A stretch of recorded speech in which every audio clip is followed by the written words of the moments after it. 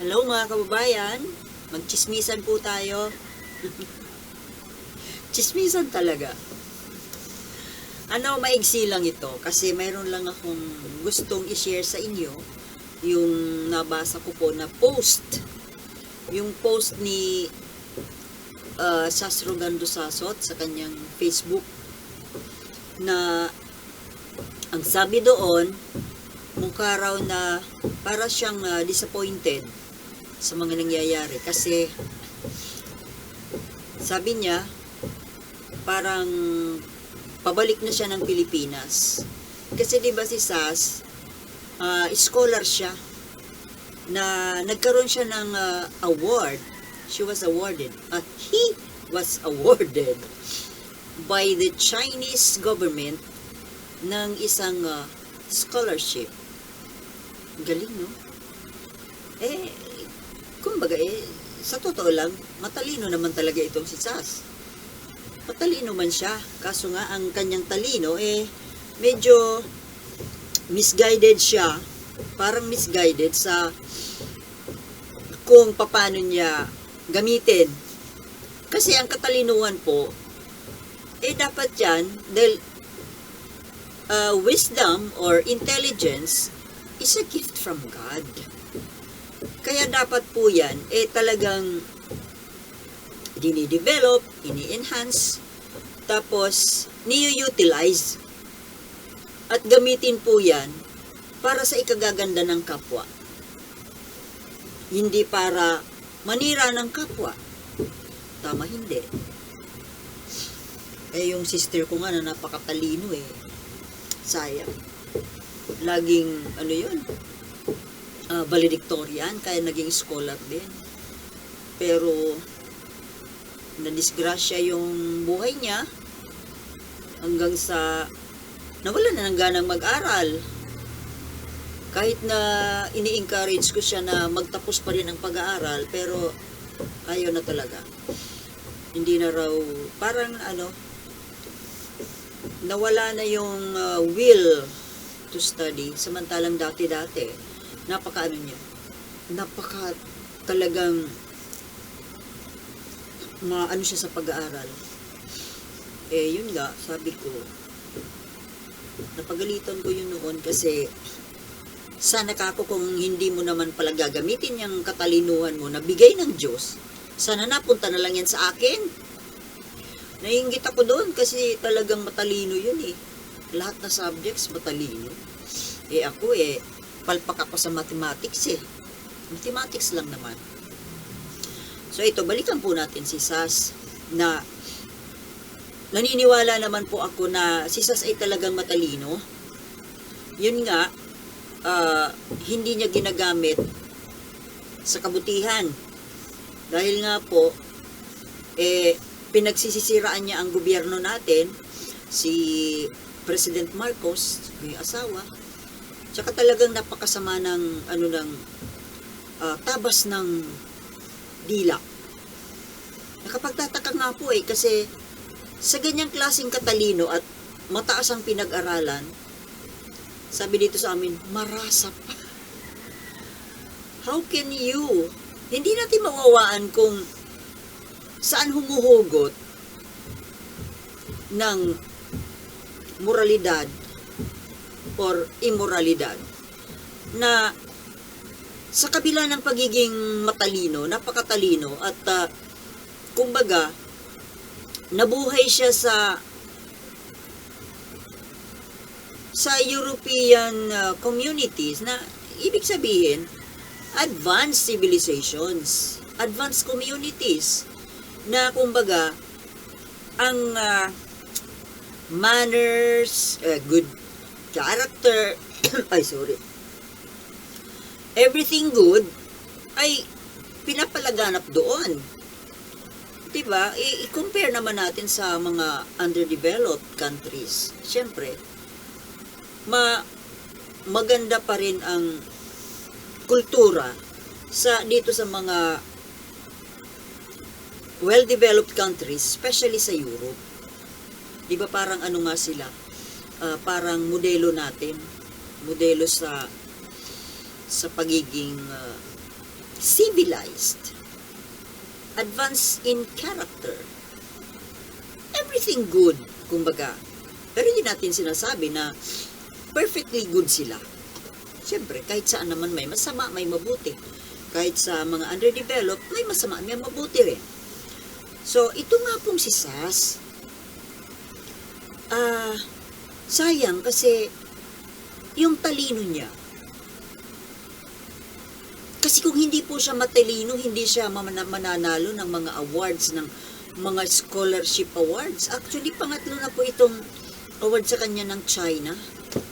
Kasi nagkaroon din pala ito ng scholarship award sa US, sa Amerika, na kahit na isang summer lang, pero syempre, ako, hindi ko kaya yun.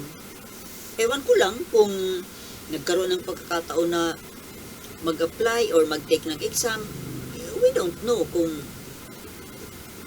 naipasa rin ba. At isa pa yung doon naman sa Europe, nagkaroon siya ng scholarship at nakapagtapos siya doon ng isang course na actually masteral na yun eh. Tapos nakapagturo siya after that in Europe.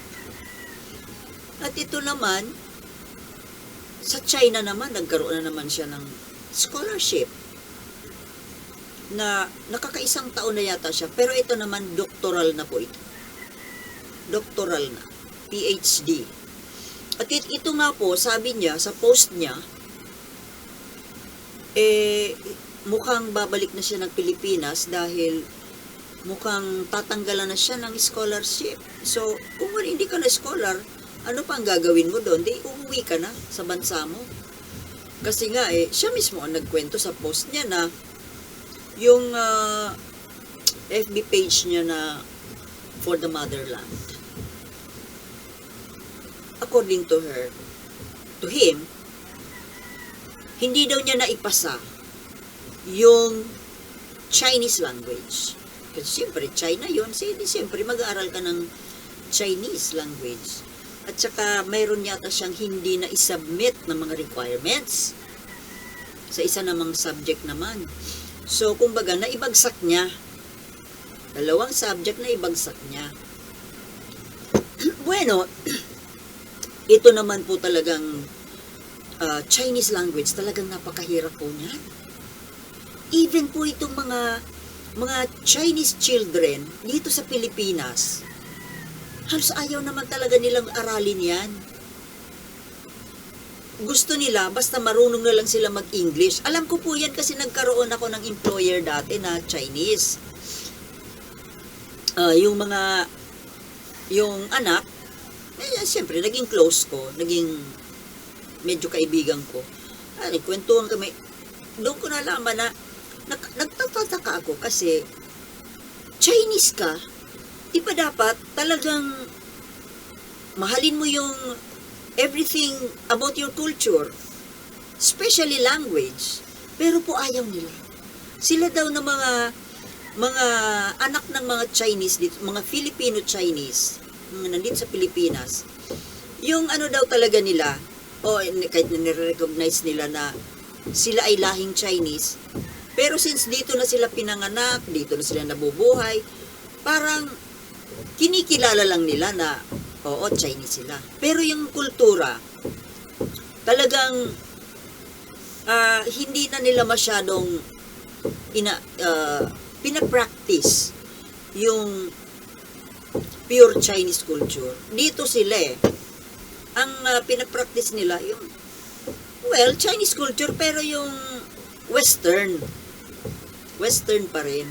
At mas, para sa kanila, basta magaling ka mag-English, okay na yon. Anyway naman, yung English ang international language. Ayaw talaga, ang hirap daw. Mahirap daw talaga. Pero, kasi yan pala ay by character Yung kailangan daw, matuto ka, ibig sabihin, makapagsulat ka, di ba ang nila yung parang mga bahay-bahay ang, yung pala, ang isang character na yon ay isang word. Hindi kagaya ng itong Roman alphabet na binubuo ng mga letra, individual letters na, di ba ang una nating pinag-aralan ng grade 1 is ma-memorize natin, matutunan natin yung lahat ng letra, all the letters in the alphabet, and then yung pagbubuo ng word ay pinagludugtong-dugtong na lang yung mga letters, selected letters. Pero sa ano pala, every isang bagay, isang character. Halimbawa, tasa. Ito ang ano ng tasa. O di siyempre, sa dami ba naman ng bagay sa buong, sa mundo, lahat pala yun, isang character. Nasabi nga nung friend ko na anak ng employer ko dati, siya daw, nakapag-memorize na daw siya ng 3,000 characters na kaya niyang isulat, maintindihan niya, maiko-communicate niya. Pero limitado pa rin daw yun. Kailangan daw mga 6,000 characters ang alam mo. Bakit? 6,000 lang ba ang sari-saring bagay sa mundo? Di ba hindi? Mas? So, napalayo na naman ako. Ano ba yan? Balikan natin ito si Sas. Ano ba ako? Pag ako nagkwento, sanga-sanga. O ito nga pong si Sas, na ibagsak niya, nag-fail siya sa Chinese language, na hindi naman nakapagtataka. Dahil nga even Chinese children themselves, ay ayaw itong aralin, dahil talaga mahirap. So yun na nga po, nabagsak niya. And then mayroong isang subject pa na hindi siya nakapag-submit ng requirements. So, bagsak yung kanyang scholarship. So, since bagsak, hindi na siya scholar, di, ano pa naman ang gagawin niya dun sa China? Di pa, kumbaga sa napakasamang, word, sipain na siya palabas ng China. O di saan siya pupunta? Sa Pilipinas pa rin, di ba? Dahil ito yung kanyang lupang tinubuan. Ito lang naman ang kanyang nag-iisang bansa. Ano pa ang pinag-uusapan dito natin ngayon? O ito po. Noon kasing nasa China itong si Sas, ang yabang-yabang, di ba? Napakayabang niya na siguro inaakala niya na baka ariin siya ng Chinese government na isang asset, isang pakinabang na tao na baka pwede na siyang ampunin ng China. Pero ito nga, yung test for that purpose, kung objective man yun, hindi niya naipasa. Kaya kailangan na niyang bumalik sa kanyang pinanggalingan.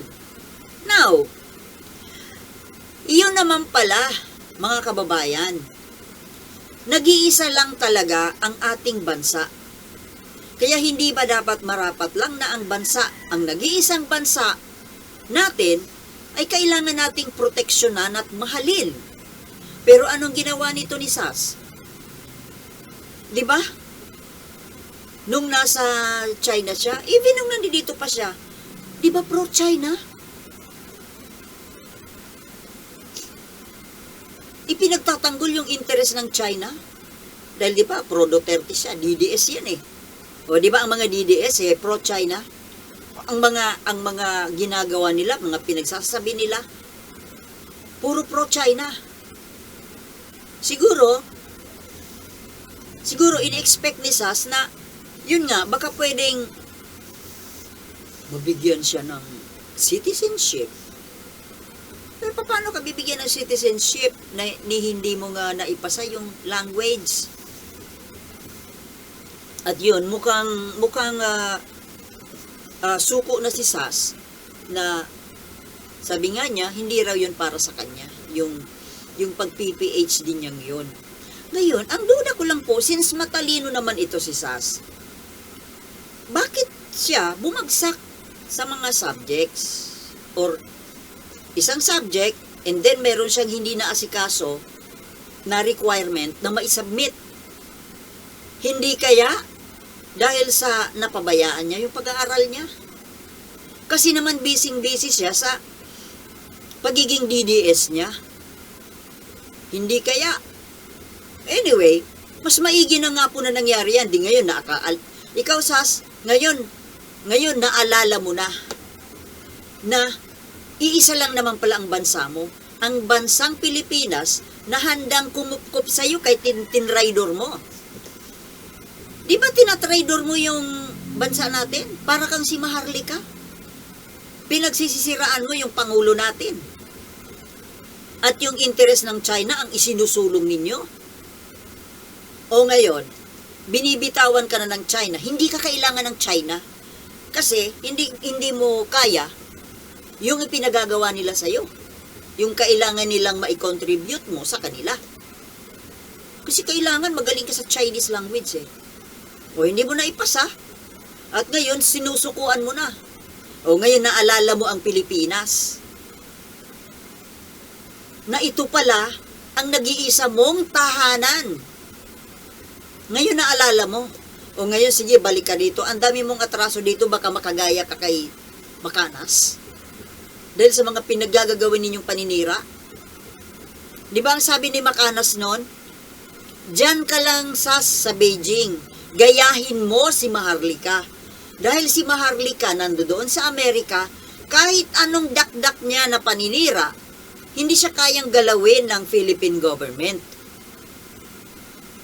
Sabi, I doubt it.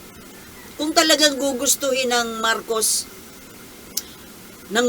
family, ni President Marcos, mag-asawang Marcos, kung gugustuhin nila, kayang gawin.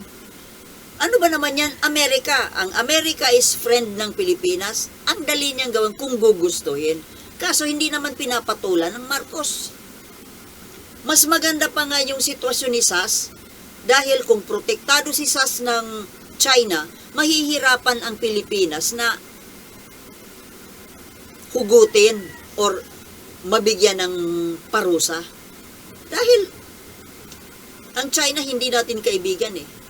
Pero ang Amerika, kung gugustuhin lang po ni Mr. and Mrs. Marcos na disiplinahin itong Maharlika na ito, kaya nilang gawin. Why not? Kaya kung tutuusin. Kaso ayaw lang nilang gawin. Kasi para sa kanila, siguro maliit na bagay lang yan. Ngayon, ito si Sas, malapit na itong umuwi sa Pilipinas. Sige Sas, dito ka magtatabil. Dito ka magdakdak ng mga kasiraan ng Pangulo. Tingnan natin, baka sumunod ka na kay Macanas. Buti nga sa'yo. Akala mo siguro safe ka na doon sa China. O, di ba? Ngayon nakaalala kang bumalik dito. Samantalang tinatraidor mo ang bansang ito. Sana naman mahimasmasan na po mga kababayan nitong si Sas, no? Wala naman pala siya ibang pupuntahan, dito pa rin. Of course. Because you are a Filipino citizen. May karapatan kang umuwi dito. Pero sige, uwi ka dito at dito ka magdadakdak. Tingnan natin kung magawa mo pa yung ginagawa mo. Tingnan mo si Macanas, oh. Ano na si Macanas ngayon? Di ba nakasuhan na? At baka makulong. Kaya ikaw, Sas, baka ikaw na rin ang susunod. Kaya welcome back. Welcome back, Sas. Di ba mga kababayan? O yan lamang po. Ako natuwa ako dito sa sa pangyayaring ito eh. Siguro ko naman may isip-isip na ni Sas ngayon na ang Pilipinas pala na nag-iisang tahanan na siya lang nakukup-kup sa atin, hindi mo pala pwedeng dapat tinatraidor. Ha, Sas? Okay mga kababayan, hanggang dito na lamang po at maraming salamat po sa panunood at magkita-kita po tayong muli. Peace.